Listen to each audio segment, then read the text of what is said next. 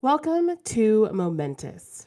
I am Pastor Rebecca Great, the pastor mission developer for Momentous and the host for our weekly podcast. At Momentous, we believe that God is present with us in each and every single one of our moments. We believe that our stories are connected to God's story and to one another's stories.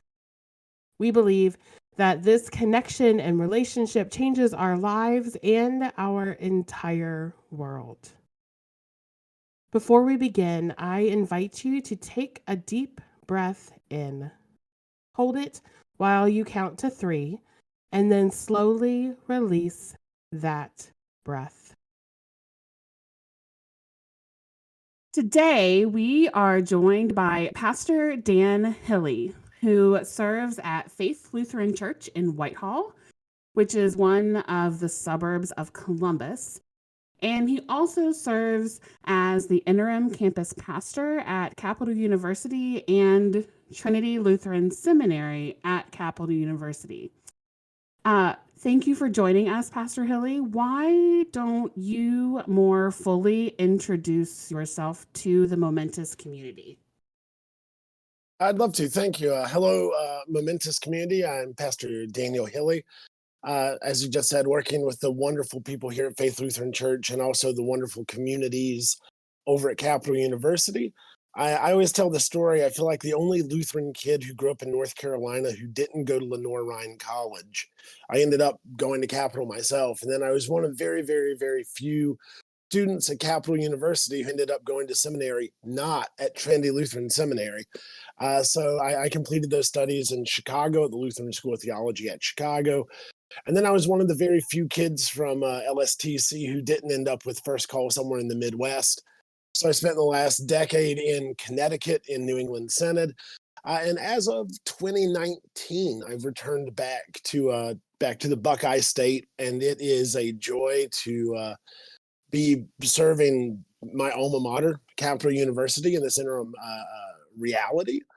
And it's also just fun to be back in Ohio, as it is, it's the heart of it all, if I can steal a phrase. You can absolutely steal that phrase. Yeah. Can you remind me, when did you start serving as the interim campus pastor at Trinity Lutheran Seminary and Capital University? Technically, it was about 2 days before fall semester started this year, but on paper, it was like 3 days after it started.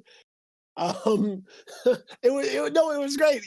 I got the office of the provost reached out to me during the summer and said, "Hey, the position's open right now. We need to find a full-time person to fill that role. You are geographically very close. Faith Lutheran Church is 2 miles down the road. You are an alumni. We would love to have you come back if you'd be interested." And I said, absolutely. And so, anytime you take a call or a job or anything of that regard, some details get a little confused up to the point. And now we're all good. So this is recent. Oh, very recent. Yeah. Yeah. Very, very recent. I think I'm about 5 weeks into it at the moment. Well, thank you again for joining us, Pastor Hille. It is good to be able to sit down and have a conversation with you. I know I've been with your congregation a couple of different times filling in on Sunday mornings, which means you're not there, so we don't get to sit down and chat all that often. But one day, a couple weeks ago, you stopped by the Synod office and asked, how can you and your congregation continue being partners with Momentous? And I was like, that's a really great question. And you were like, hey, we talked about being on the podcast. Can we do that? And I was like, yes, sure. So all fall long, we are using the theme burning questions, which is where we're responding to a lot of questions that were submitted by folks who are part of the Momentous community. They submitted them months ago, and we're finally getting to them. And I read you the list of questions, and before I got very far into the list, I asked you today's question, and you're like, that one, I want that one. So why in the world were you so excited about the question for today's episode, which is, when is the rapture? I I was enthralled by that question and excited by it because I love that question. Like an area of intrigue and study of mine for the past 13 years, ever since seminary, has been kind of end times theology or like dispensationalism, um, biblically, the book of Revelation, and how we engage with that and all that sort of thing. So, anytime I can jump down a rabbit hole, either on the internet or in conversation about any kind of this end times theology or apocalyptic imagery in biblical text, I just jump at the idea as quickly as I can because um, I tend to find what we run into is a lot of assumed beliefs that aren't actually that are held socially that aren't actually foundational to Christianity, which is always a great place to ask. Then where did they come from, or why, or what is this? So when you were talking, you used two really big words. Can I ask you to give like a quick definition for each of them if you can? Um the first one you said was dispensationalism. What in the world does that mean? Dispensationalism traces its roots back to the early 1900s and is uniquely tied in to the idea of rapture theology, which is honestly only about 180 years old at this point in time. And it comes from the idea that all of human history is based in these like seven dispensations or sections of history, and human history, will continue until we finish the seventh one, and we are currently in the sixth one, waiting for the seventh one to happen. Um, which is really interesting because if you look at the history of this kind of rapture idea, especially when people are trying to identify things like, well, what is the final battle, or what is the Antichrist, or who could the Antichrist be, or X or Y or Z, if you kind of look at it over American history, even over the past 70 years, that tends to change whether we're in the Cold War or the War on Terror or whatever the case may be. So, with that, there's this kind of like retrofitting theology to time, or maybe time to theology, where you can only sit there and say, well, the Cold War, for example, means the end of the world until the Cold War is over. And then suddenly, like, oh, we must not be in the seventh dispensation yet. We must still be in six, and we're still waiting for it. Um, that track, Yeah, that makes sense. So it's like a belief that we are in certain time periods, but it seems like the boundaries between the time periods changes based off historical stuff. correct. I mean, Right? Yeah, yeah, okay. yeah. It's kind of Okay. the big guy who kind of uh, from whom we frame this whole kind of dispensationalist rapture theology was named John Darby, late 19th century guy. Um, and there were other people who kind of had this rapture ideology before him. And one of the reasons that Darby took off where others didn't is because his predecessors actually said the world is going to end like September 20th, 1894. And then 1894 kind of came and went, and the world didn't end, which kind of made his competitors look pretty dumb. And they're like, well, we guess that guy's not right. But with this kind of idea of these different zones of time, if he goes, well, I think it's going to be X, and then it comes and goes, he can always say, oh, well, I just misread the clues. Oh, it wasn't the Cold War. It was actually this. Oh, it wasn't Stalin wasn't the Antichrist. It's the Teletubbies. Oh, the Teletubbies aren't on TV anymore. It must be something else, right? Because we're all trying to navigate this together instead of giving that hardline answer.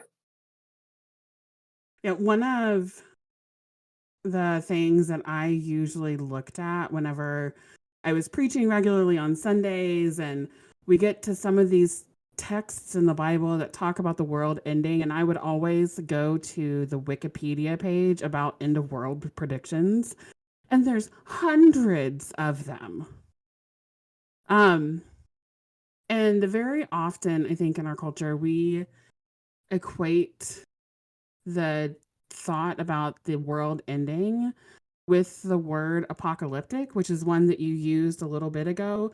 So I was curious if you have found that to be true, and then if it's different from how we as Lutherans interpret the word apocalyptic.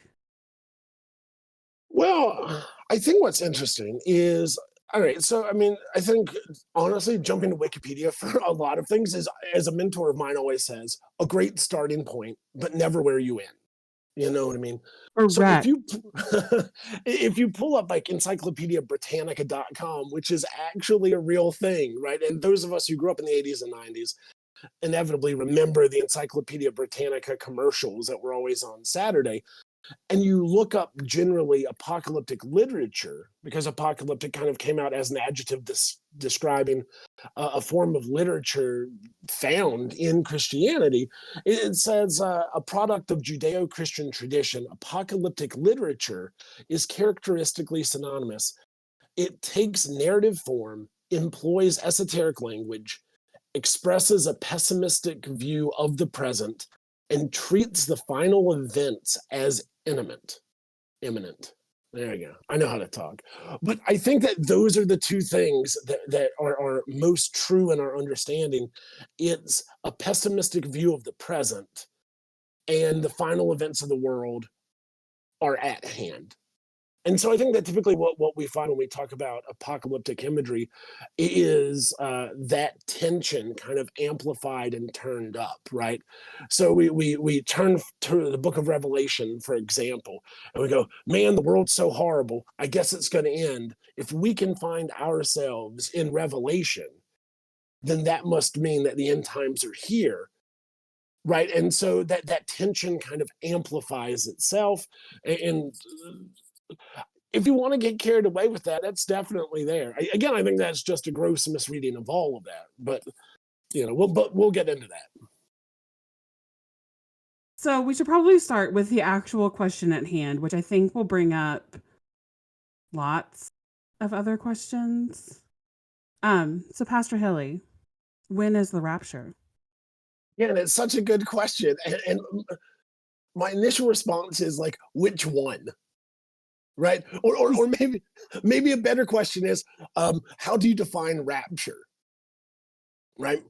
Because if we simply say that the rapture is the second coming of Christ, I would argue that that happened on Easter, right? Like Jesus came into the world in a manger, and then he came a second time on Easter. Then there were all the appearances after that that are, also all those post Easter appearances. um Rapture in the like Left Behind series kind of reality is actually Jesus returning in a two-part series, where first like Jesus comes back and pulls everybody unsuspectedly out of wherever they are, which are all of these images of, kids come home from middle school and their parents are gone, or pilots are pulled out of planes and they crash to the earth because the pilot was raptured, but no one on the plane was. So I guess they're all dead, or trains hit one another, or yada, yada, yada. Um, and that's a two-tier system, because first Jesus comes back and raptures all of the believing Christians.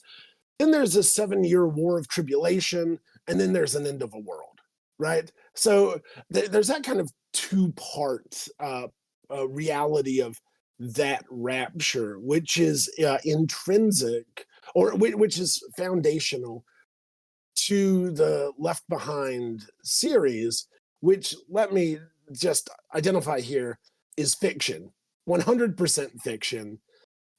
And we should not write theology based on fiction. When we start looking at Left Behind, or like the Da Vinci Code, the Dan Brown novels as theological treatises, we get in trouble. But we've also been doing that for 700 years as well, so we can jump into other realities as well. Like, I agree with you. So that's not a but where I'm going to disagree with you.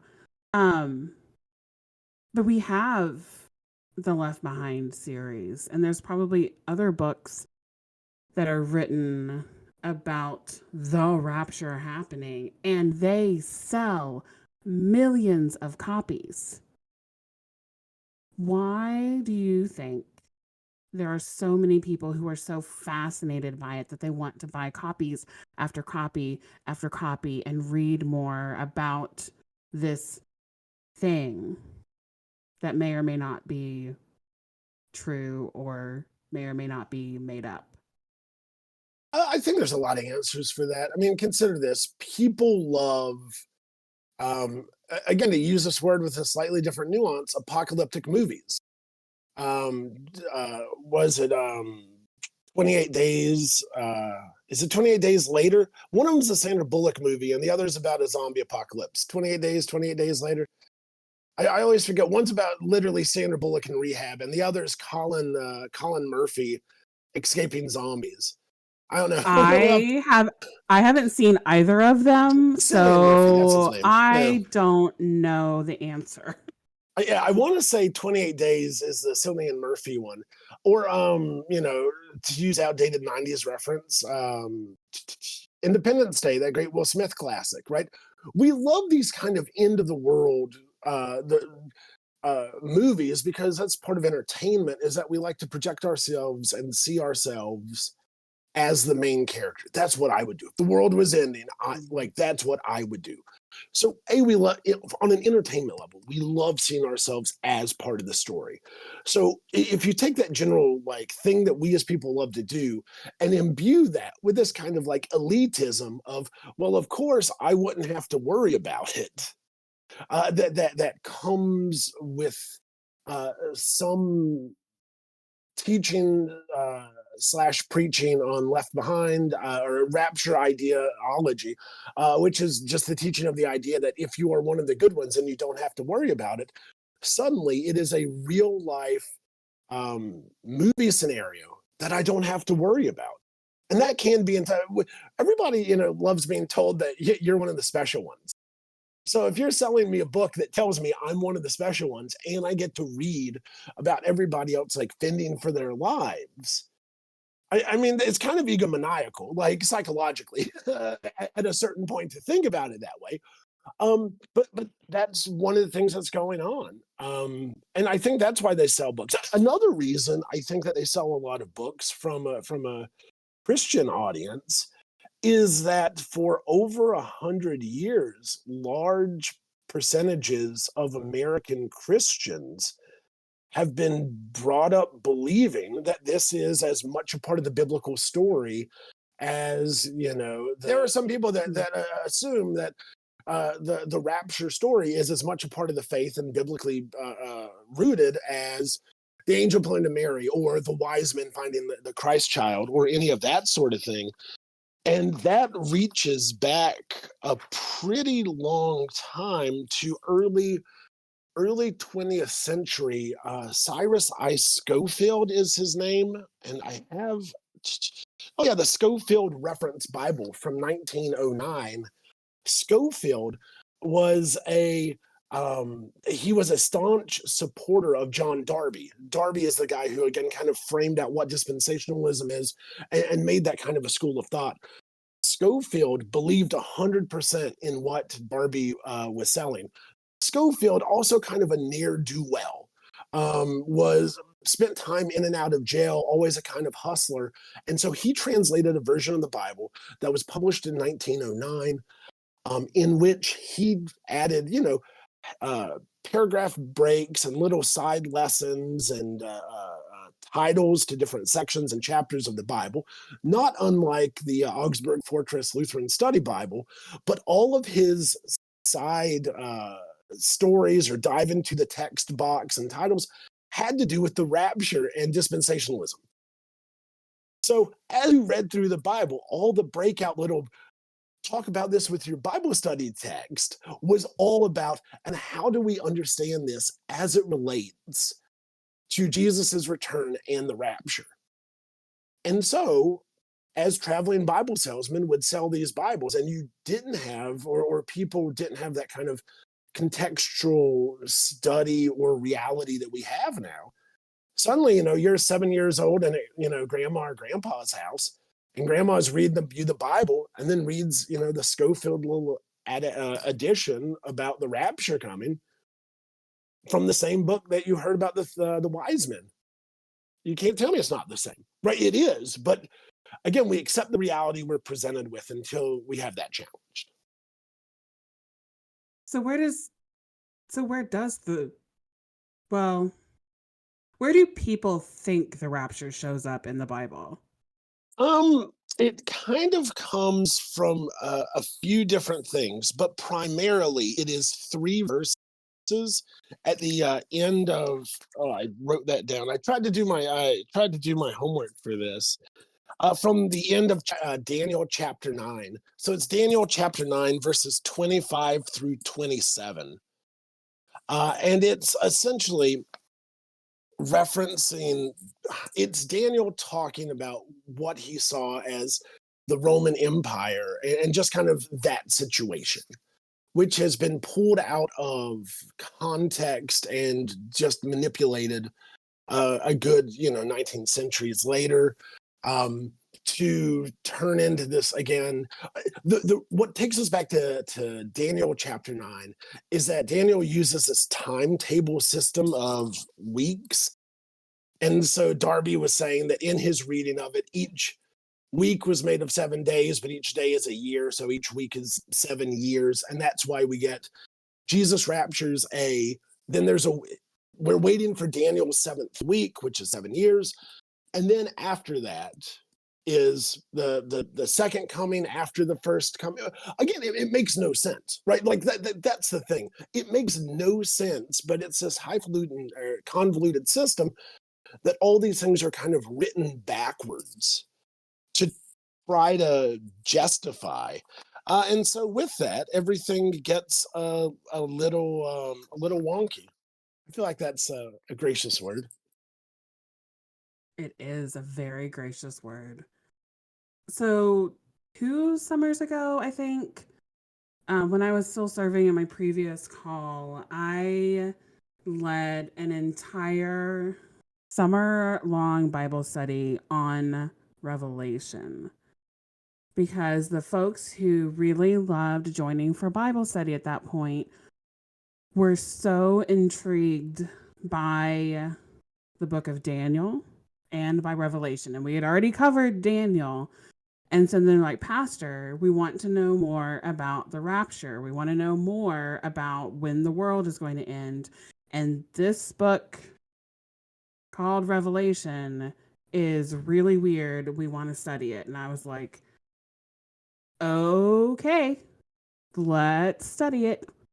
And so in my experience, most folks, when they want to know about the rapture, they are immediately drawn to Revelation. Daniel barely comes up in conversation. Um, have you ever taught or preached on Revelation in relation to the rapture and what's actually in that book? I love going to Revelation. I do it as much as I can. I never bring up rapture because, again, rapture with its understood definition culturally of this kind of two-pronged return of Jesus, just doesn't exist. And that's also not the text of the book of Revelation. So it would be like me, I mean, it would be like watching a baseball game and trying to explain to people why that baseball game is actually about pro wrestling. Like it's a non sequitur because that's not what it is. Like that is generally not what it is. In fact, and this is a very brief aside, the word rapture never appears biblically. Again, no, it really doesn't. There's a Greek phrase that is borrowed from First Thessalonians, in which Paul says those will be raised from the dead, and they will be raised up. So he's literally talking about the resurrection, the resurrection of people, right? Which is something that is universally agreed upon with Christianity. As we share death like Christ, we share resurrection like His. And the Greek word was translated into rapitio in a Latin translation, and then that Latin word was transliterated into rapture by Darby and his compatriots, right? So again, we're going on an Easter egg hunt to find things that aren't in the text. That being said, I love the book of Revelation. I always listen when people talk about the book, because if you'll notice, a lot of people say revelations and they make it plural, and it's always singular, right? Because there is one great truth in the book of Revelation, and that great truth is the power of faith, right? Like that is the truth that the book is trying to convey. Um, so I always try to start there. I think that the Bible study you're talking about is a great example of people here, end of times or rapture, whatever the case may be, and they go, "Hey, I want to jump right into the Book of Revelation," without having read Daniel or without kind of looking into these other fringe texts that are all taken out of context to get a big idea of how we understand that. To walk into Revelation blind and start chapter 1, verse 1 and read it through the end, culturally, is imagine if you grew up somehow unaware of everything in the Disney universe, like every Disney movie, all that sort of thing. And then suddenly you found yourself on Main Street Disney for the noon parade. And there are all these like bigger than life characters walking around.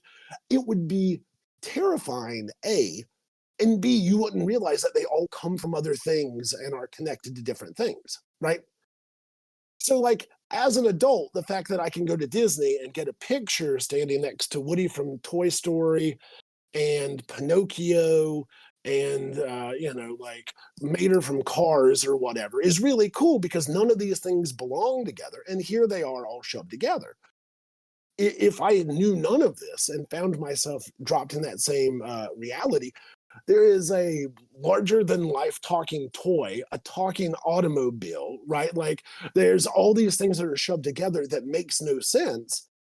And if I had to describe that to somebody, I don't know what it would look like, right? Because there are all these images. And so when we walk through Revelation, I always ask people to kind of take that idea of, imagine Main Street at Disney if you hadn't seen any of the movies, and that's what you're walking into. So we're gonna take a lot of time to kind of understand what these images are, so that we can get the big picture of what's going on. You know, I mean, imagine Yeah, watching Avengers Endgame and you hadn't seen anything else in the MCU. Like, I'm sure you would pick up a narrative, but you would miss everything else. you have to watch the individual movies so you know how the pieces are fitting together. You need the context.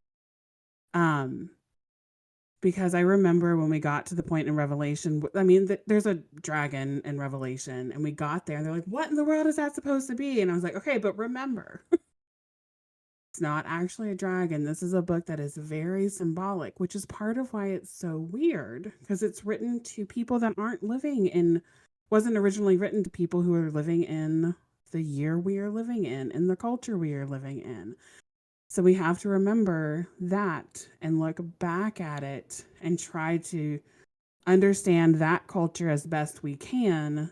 So then we go back and read the story about the dragon and we realize, oh, this is still a book that points us to the importance of faith. It points us to hope. It points us to good news. It's not about this dragon is going to show up at the end of the world and everything's going to melt. That's not it. It's a book about Because faith and hope in the community.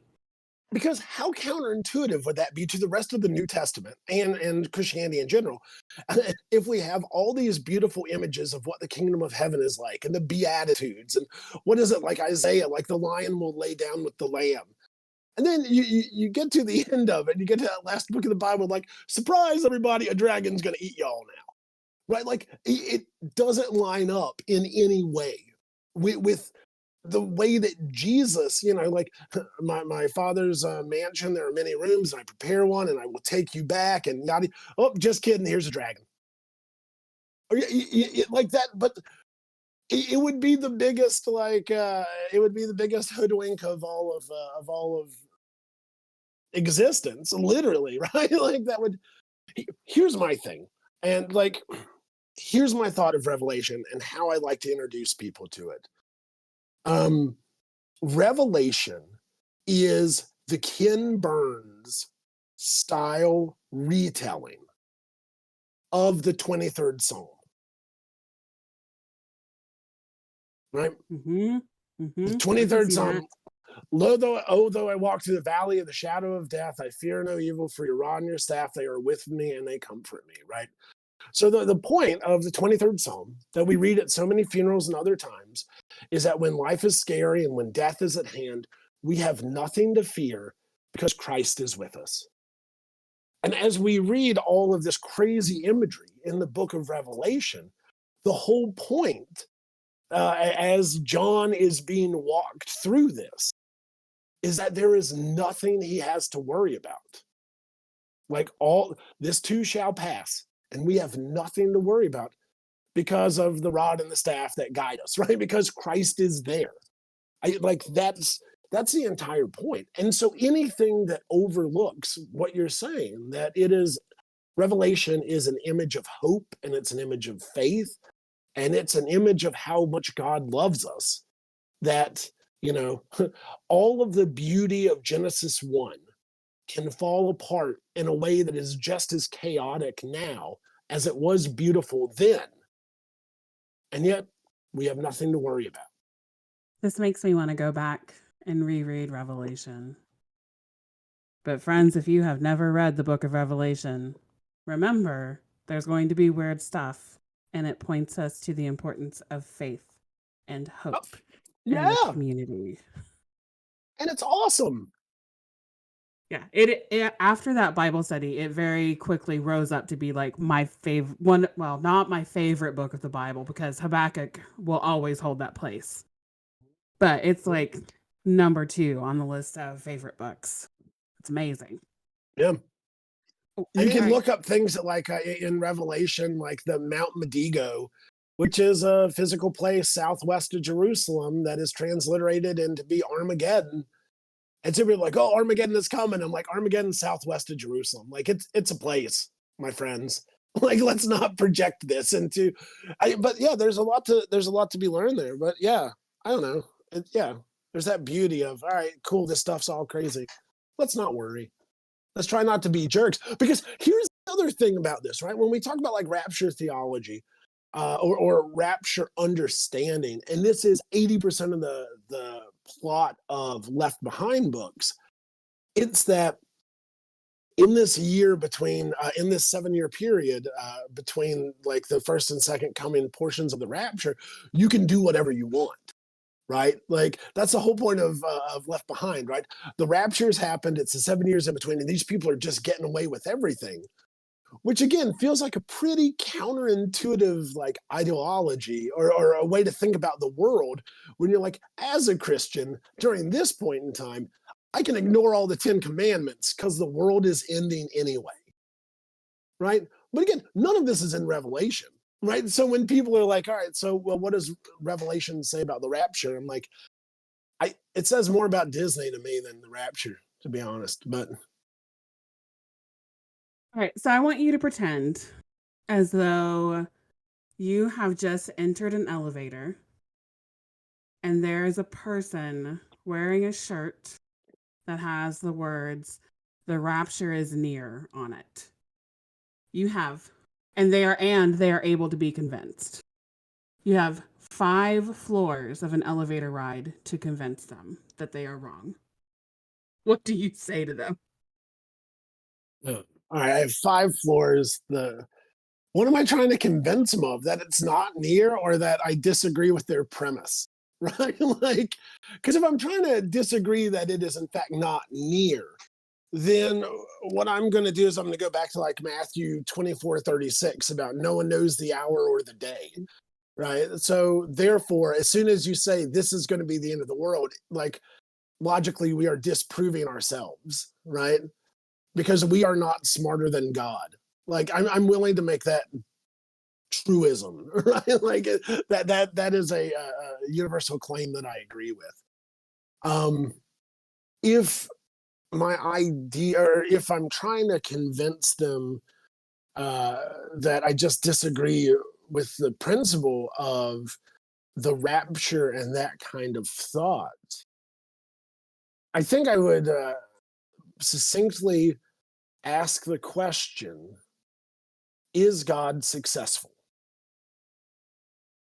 With the hope that they would say, well, what do you mean? Right? That would be my hope. I would say, do you think God is successful? And they would say, hypothetically, what do you mean? And I would say, in the Gospels, the story I read, and actually far beyond the Gospels, throughout Scripture, the story I see is the story of a creator loving and caring for creation. And what I see in the Gospels is this story that God so loves the world that he sent his only son, to very intentionally borrow John 3:16. And then I would hope that I would have tweaked their attention and I would say, so if the reason Jesus is sent is to save the world, which is the Greek word cosmos, all of creation, the planets, the universe, the galaxies, all that sort of thing, then either God is successful and the cosmos is saved, redeemed, sanctified, etc., 100% of it, or not. And I am of the opinion that God is successful. I think, and I believe, um, and this is no conspiracy theory, this is me thinking out loud a lot, because we are currently reading a lot of Matthew on Sunday mornings, because it's for the lectionary year, the system of biblical readings that are prescribed based on the year. It's a 3-year cycle. We are in year A, which is a lot of Matthew. And in Matthew, you get a lot of parables that end with, and there will be weeping and gnashing of teeth as those are thrown in the fire. And I think that those kind of text have been taken out of kind of taken out of context, and like the worst parts have been focused in, where people hear those parables and say, like, see, if you don't do good, you're going to be burning in fire forever. But a lot of those are agricultural images about separating the wheat from the chaff and yada yada yada. So just on a physics level, if you throw wheat in a fire, it does not burn forever. It burns until it has burned up and it is gone. Secondly, wheat and chaff cannot weep or cry. Like plants cannot cry. So I always like to argue, who is doing the weeping and the gnashing of teeth? And especially when we talk about the separating of the wheat from the chaff, um, I think that if we look at those parables in order, what we see is this really beautiful image that what the kingdom of heaven is like is angels that would be weeping and crying if even one part of existence was left outside, if even one part of existence was quote unquote burned in the fire. But again, thinking about Revelation, thinking about Psalm 23, that's not something we have to worry about, because God sent Christ to, redeem and sanctify the cosmos. That is all of creation, right? So again, like in this hypothetical conversation with the person, I have 5 floors to try to figure out where they're standing and approach that issue of rapture. My question would be, is God successful? Which I believe God to be successful. Yeah, and I think with that question and that line of conversation, I think they might actually follow you off the elevator to keep learning more, right? One would hope. And I that mean, right, and that's what these scriptures should foster. It should foster that sense of hope and belonging, not a sense of fear and trembling in a negative, shame-filled way, right? mm, So clearly, we're not going to go out and read the Left Behind series anymore. But all of this stuff that you just shared, I agree with. um, but it may be brand new information for some of our listeners. Do you have any recommendations of books or websites or anything that they can go to learn more about how we understand in our denomination things like those verses from Daniel and that verse from Thessalonian, one of the Thessalonian letters, and Revelation? Yeah, absolutely. If you're interested specifically in Revelation and kind of how we got to where we are culturally with that kind of theology, and using specifically Left Behind as an example, Dr. Barbara Rossing at Lutheran School of Theology at Chicago wrote an amazing book about 2003 or four, somewhere in that ballpark, titled Rapture Exposed, which is it's concise, it's beautifully written, and it's very pastorally written as well. Like, it's written from a very kind place. She does an amazing job in that text.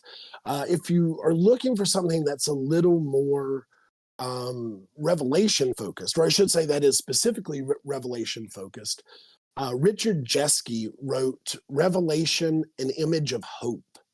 And I want to say that came out mid to late 80s, probably mid. If memory serves, it was published by either Augsburg Publishing House or Fortress Publish House, but it wasn't Augsburg Fortress, which leads me to believe it was prior 1988. Um, Jeske's book, Revelation, an Image of Hope, is the most influential thing that I've ever read on my own thinking. Um, I also recommend, let's talk Dante real quick. Dante's Inferno, 14th century. The Inferno is one of three books in the Divine Comedy: Inferno, Purgatory, and Paradise. The Barnes and Noble mass trade paperback series is the Henry Wadsworth Longfellow translation of the Divine Comedy. Every year in Advent, I read one of these three books in order. I'm reading Purgatory again this year, but I bring this up because it's a challenge to slog through those things. And the way I recommend people read each of the cantos or each of the poems within the bigger poem is, for Canto 1, read all the footnotes or endnotes about that poem, then read the poem, then reread all the footnotes, because only then do you really get to kind of frame and understand what's happening. And the reason that I offer that here is reading so many of these texts in Revelation is very much the same thing, where it's useful to, even with your home study Bible, whatever that case may be, read all the endnotes or the footnotes for the first chapter, then read the chapter, then reread all your endnotes and footnotes, then go on to the second chapter. And it's a laborious process, but it helps flesh out and round out a lot of what's going on, and kind of helps us, or helps me at least, to suspend my assumption of what's going on, to get these different insights of what's actually going on. Awesome. Friends who are listening, there will be, as there usually is, a transcript of today's episode up on our website. In the books that Pastor Hille shared with us, I'll make sure to link to them so you have a way to find them easily. In case if you Google them on your own, they may not pull up, but my algorithm will make them pull up easily for me. So I'll help you get connected to those. Let me just add one thing, right? In common conversation, I've noticed that people, there's like three R words that people use interchangeably that are not only not synonyms, but just entirely different words, right? Because people want to, like, and the people want to throw around rapture as this mythological hypothetical thing, revelation, which is literally a book in the Bible, and resurrection, which is a core belief and foundational promise of our faith. And these words are not in any way synonyms whatsoever, right? Revelation is an image of hope.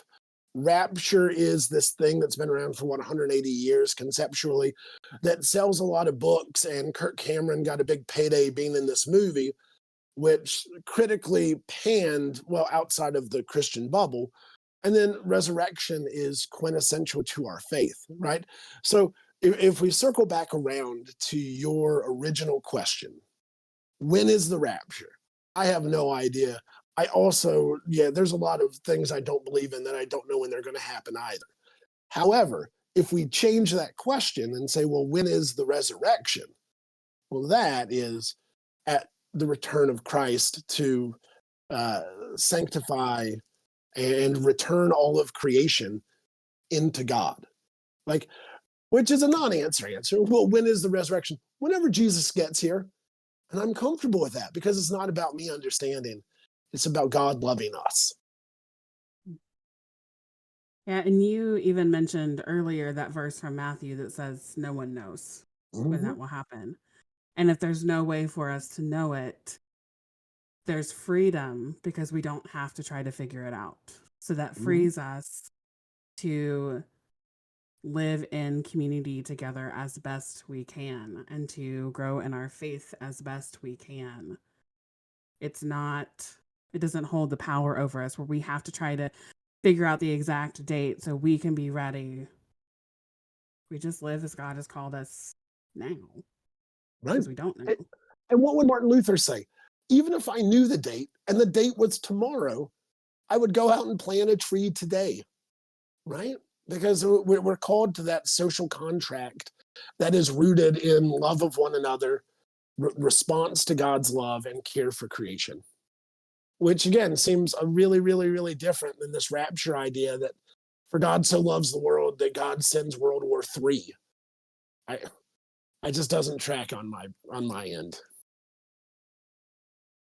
Well, thank you, Pastor Hille, for joining us this afternoon and sharing so much information about the rapture and revelation and the resurrection and what is and isn't in the Bible about it and some other ways that we can learn some more about um, what we can and should believe about these things based off of what is actually in the Bible.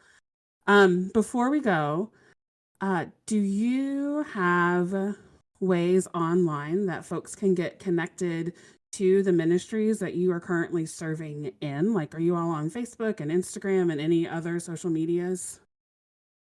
We absolutely are. And thanks for that question. You can find Faith Whitehall online at faithwhitehall.com. At the bottom of that, and I'm sure we can put this in the show description, Facebook, YouTube, Instagram, all that sort of thing. You can find the outreach of the fine people at Capital University and Trinity Lutheran Seminary at Capital University at capital.edu. And they are both networked in so many and various ways. Or you Awesome. can find me as well at danhille.com for all of your online Dan Hille needs. So, friends, I will absolutely include links to all of those in the transcript for today's episode.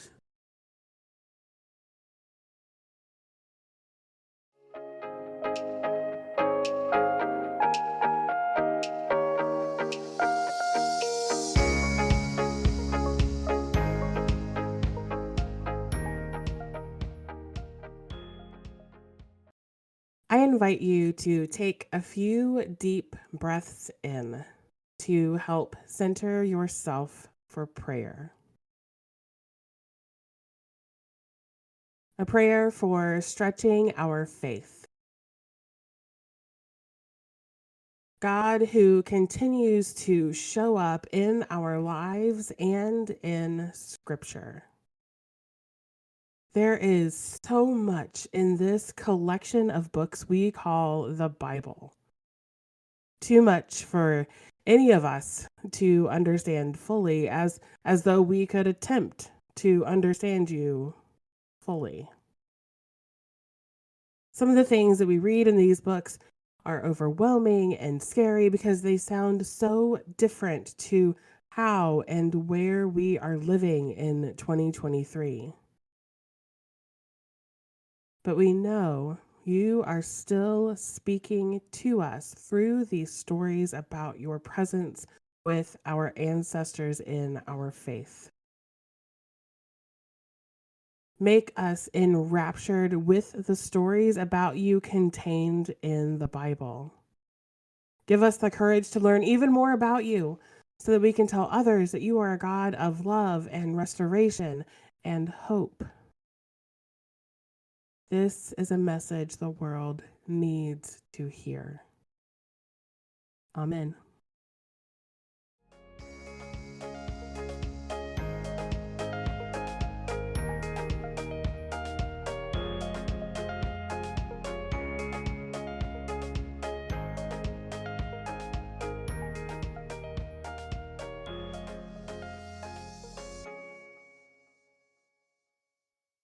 Thank you for joining us for our weekly Moment to Us. We are looking forward to growing with each of you and are so grateful you are a part of the momentous community. In our next podcast, the burning question we're going to be addressing is, why are Christians and the church so mean to other cultures and faiths? So join us as we wonder about some of the current things that are said by people claiming to be Christians and where there may be alternate ways of interpreting them. And I can give you a sneak peek right now that meanness is not a Christian virtue. I do want to say thank you to our mission partners. They are the Southern Ohio Synod and the Evangelical Lutheran Church in America. Their financial contributions and their prayers have been instrumental in bringing Momentous into existence. This week, I also want to thank Grace of God Lutheran Church in Columbus, Ohio, for inviting me to preach and to lead worship with them this entire weekend. They gathered for worship at 5 p.m. on Saturday evening and then again at 9:30 a.m. this morning. So if you are listening to this podcast in the early Sunday morning hours and you live in Metro Columbus, we would love for you to join us for worship in person. Inviting me to supply preach or to lead an education event or a retreat or just to be present with you all for worship and be able to answer questions are all additional ways that congregations and ministries can partner with Momentous. I do also, for the final thank you this week, want to thank everyone who completed the survey to help us plan our next gathering. We did learn that everyone is looking forward to gathering together either in person or via Zoom for some other gatherings. So make sure you listen next week and you check out our social media pages next week for more information about when and where these next gatherings will be. We can't wait to join you there. And if you would like to support the ministry of Momentous, attending our in-person events and inviting others to join you is one way you can do that. Engaging with us online on social media is another. And if you are able to give financially, you can visit our website and find more information about how to donate electronically or by mailing checks to our Synod's P.O. Box. I do want to point out that there is a new address for the Synod's P.O. Box that is on our website. So if you are someone who has been mailing in checks, make sure to check that out so you have the most accurate mailing address. Each one-time or recurring gift combines together to ensure that the Momentous community continues to grow. Until our next podcast, remember to breathe deeply and that God is present with you every single moment.